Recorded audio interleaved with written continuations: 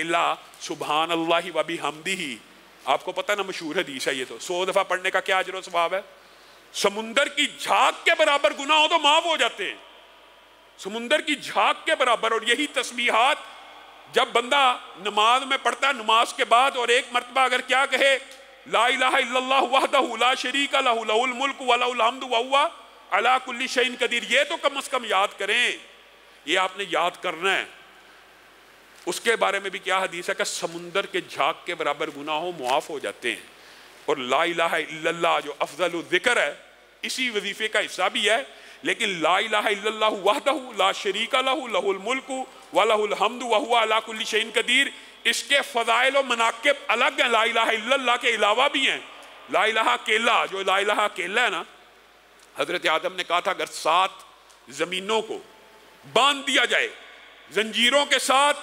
تو لا الہ الا اللہ کے علاوہ کوئی کلمہ نہیں جو ان زنجیروں پہ پڑا جائے تو وہ پگھل کے رہ جائیں اور ٹوٹ کے نہ رہ جائیں۔ اور طلحہ بن عبید اللہ نے حضرت عمر کو کہا تھا میں نے رسول اللہ سے سنا تھا کہ ایک کلمہ جو موت کے غم کو دور کر دیتا ہے، موت کے غم کو دور کرنے کے اندر، اس غم کے اندر محدثین نے جو تشریح کیا ساری باتیں شامل ہیں۔ موت کے غم میں تکلیف، اذیت، دنیا چھوڑنے کا دکھ، اپنے بیوی بچوں کو چھوڑنے کا دکھ، اپنے مال پیسے کو چھوڑنے کا دکھ، ہر قسم کی تکلیف غم میں شامل ہوتی ہے۔ میں نے سوچا کہ میں رسول اللہ سے پوچھ لوں گا، لیکن رسول اللہ دنیا سے چلے گئے۔ حضرت عمر مسکرانا شروع ہو گئے، مجھے اس کلمے کا پتہ ہے، مجھے اس کلمے کا پتہ ہے۔ طلحہ کہنے لگے پھر بتا دیجئے، تو حضرت عمر نے کہا لا الہ الا اللہ کے علاوہ کوئی کلمہ نہیں جو موت کے غموں کو بھی دور کر دیتا ہے۔ یہ لا الہ کا کلمہ چھوٹا کلمہ نہیں ہے، یہ لا الہ الا اللہ کا کلمہ جو ہے اگر وقت وفات انسان کے منہ سے جاری ہو جائے، رسول اللہ صلی اللہ علیہ وسلم نے کہا جس کا آخری کلام لا الہ الا اللہ وہ جنت میں داخل ہو گیا۔ اسی کا جو بڑا وظیفہ ہے لا الہ الا اللہ وحدہ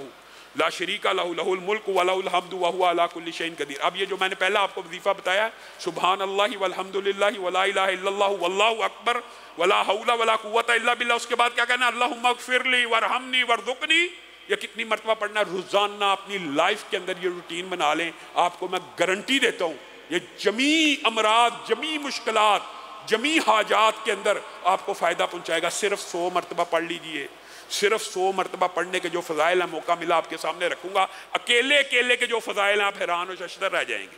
اکیلے اکیلے کے جو فضائل ہیں 100 مرتبہ پڑھنے میں کتنا ٹائم لگتا ہے؟ آپ اپنی زبان پہ ذرا رواں کریں۔ اللہ کے فضل و کرم سے بعض نمازی سلام پھیرتے ہی 100 مرتبہ جب یہ تسبیحات فاطمہ پڑھتے ہیں نا، میں نے دیکھا کئی مرتبہ 1 منٹ لگتا ہے اور 1 منٹ میں انسان پڑھ کے فارغ ہو جاتا ہے، زبان پہ چڑھا ہوتا ہے۔ یہ آپ 100 مرتبہ پڑھیں، اس کے اجر و ثواب کو حاصل کرے گا۔ اور دوسرا جو وظیفہ، پھر وہی بات، جادو،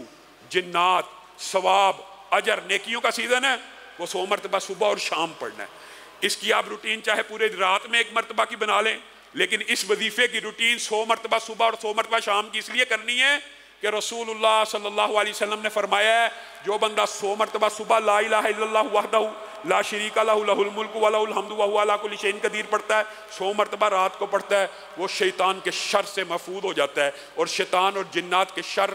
آج کل معاشرے میں بہت زیادہ ہیں، نظر لگ گئی ہے، عمل بد ہو گیا، فلاں نے جادو کروا دیا، جنات آ گئے ہیں، جنات نے معدے کو پکڑ لیا، گردوں کو پکڑ لیا، پکڑتے ہیں۔ بالعموم جو بیماریاں ڈاکٹروں کو سمجھ نہیں آ رہی ہوتی وہ جناتی بیماریاں ہوتی ہیں، جتنا مرضی پرانا جادو ہو، یہ وہ وظیفہ ہے کہ اگر 100 مرتبہ صبح اور شام پڑھیں گے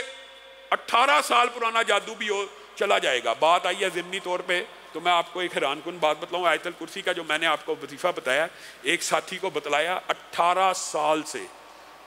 اس کے گھر میں جنات تھے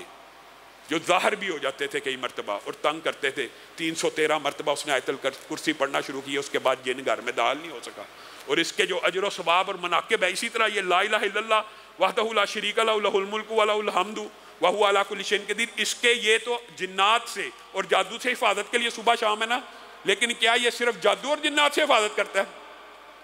رسول اللہ صلی اللہ علیہ وسلم پہلی حدیث میں کیا کہا؟ 100 مرتبہ پڑھنے والے کو 10 اسماعیل کے، اسماعیل کون ہیں؟ پیغمبر ہیں، جد امجد ہیں، ابراہیم کے بیٹے ہیں، جن سے اللہ رب العزت نے خانہ کعبہ کی تعمیر نو کا کام لیا، اتنا جلیل القدر پیغمبر، اس کی اولاد کے اگر 10 بیٹے غلام بن جائیں تو ان کو آزاد کرانے کا ثواب ہے 100 مرتبہ پڑھنے سے۔ پھر اللہ رب العزت نے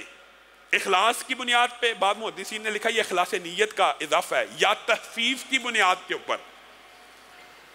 آسانی کی، اور کیا کہا جو 10 مرتبہ پڑھتا ہے، یعنی اس کا اجر مزید بڑھا دیا،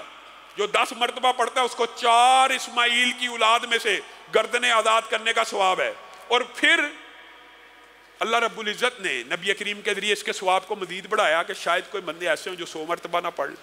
10 مرتبہ نہ پڑھ سکیں، تو 1 مرتبہ پڑھنے سے بھی 1 گردن کی آزادی کا ثواب مل جاتا ہے۔ اب بتائیے 100 مرتبہ پڑھنے سے حقیقت میں تو 100 گردنیں آزاد ہو گئی۔ تو یہ اپنی زندگی کے اندر ثواب کے لیے بھی اس وظیفے کو اختیار کرنا چاہیے۔